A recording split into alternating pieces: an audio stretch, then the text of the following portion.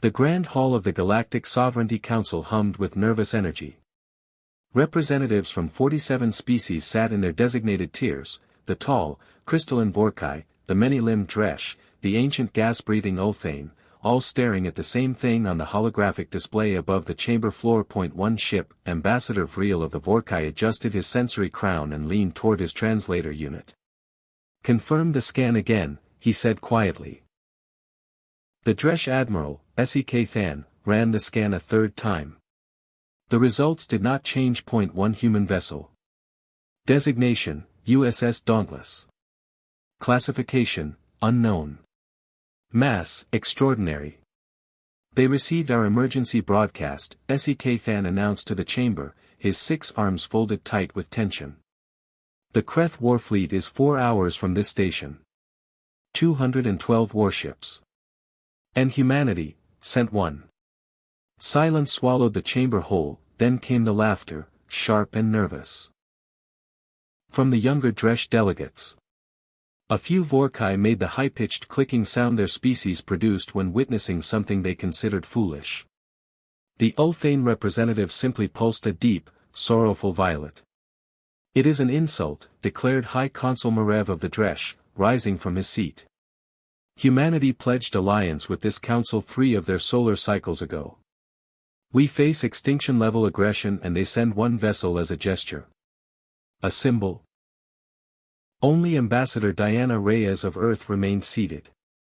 She was a small woman by most species standards, compact, dark-haired, with calm brown eyes that hadn't blinked in nearly a full minute. She was watching the ship on the display. "It's not a gesture," she said softly. Nobody heard her over the noise. Captain James Holloway stepped off the dauntless boarding ramp like a man who had somewhere to be. He was broad-shouldered, unhurried, and carried a coffee thermos that had clearly seen better decades. Behind him came Commander Lena Voss, his tactical officer, reviewing a datapad with the quiet focus of someone who had already run every calculation twice. The council's liaison, a young Vorkai named Thesek, met them at the dock.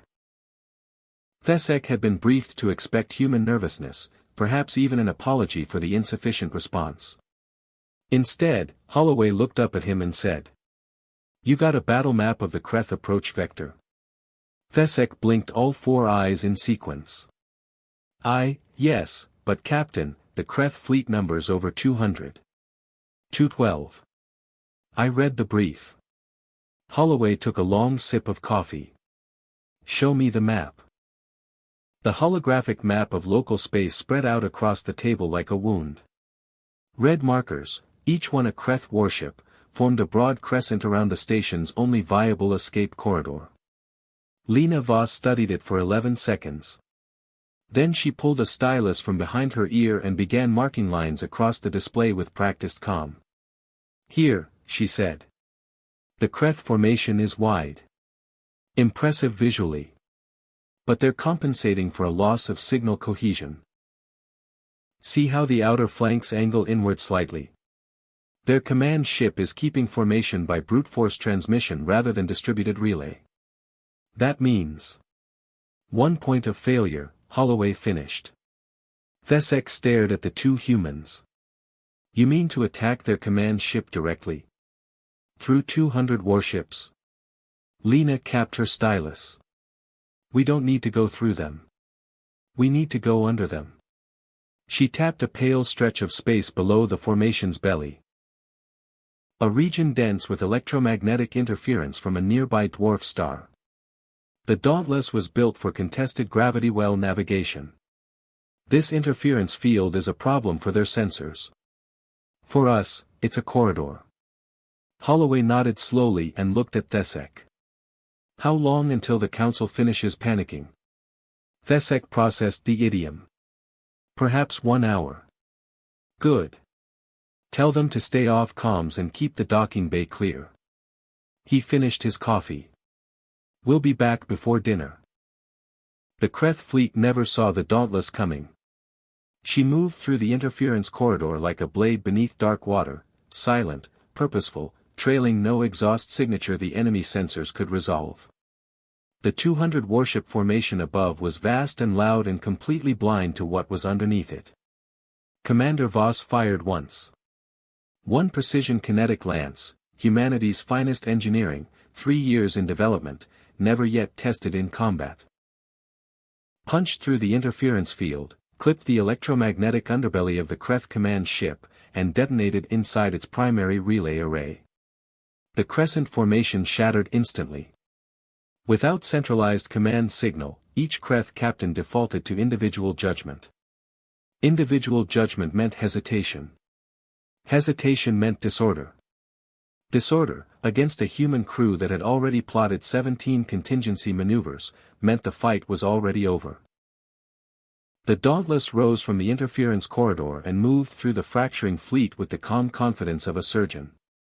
Not destroying, not recklessly, but cutting, disabling, forcing ship after ship into a retreat pattern that Lena had predicted with eerie precision. In 17 minutes, the Kreth fleet was in full withdrawal. The chamber was dead quiet when the transmission came through. Captain Holloway's voice, steady as stone, "Station is clear. Kreth have withdrawn past the outer marker. You can put the lights back on." Thesek stood at the display, watching 212 red markers move away from the station like a tide going out. His sensory crown had gone completely pale.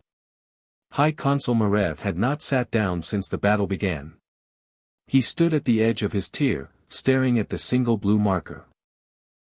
The Dauntless, holding position at the station perimeter like a guard dog settling back onto its porch. "One ship," Marev said. Not mockingly this time. Quietly. Almost reverently. Ambassador Diana Reyes finally looked up from her own display. There was no smile on her face. No pride, no triumph. Just the same calm steadiness she had carried since the beginning. "You asked for help," she said. "We calculated what was needed." She closed her data pad. "We sent what was needed." The chamber remained silent for a long moment. Then Vril of the Vorkai, oldest voice in the council, a being who had witnessed 30 wars and never once been surprised, made a sound no translator could fully render. It was something between awe and understanding. "The humans," he said slowly, "did not send one ship because they underestimated the threat." Diana nodded once. "They sent one ship," Vril continued, "because one ship was enough.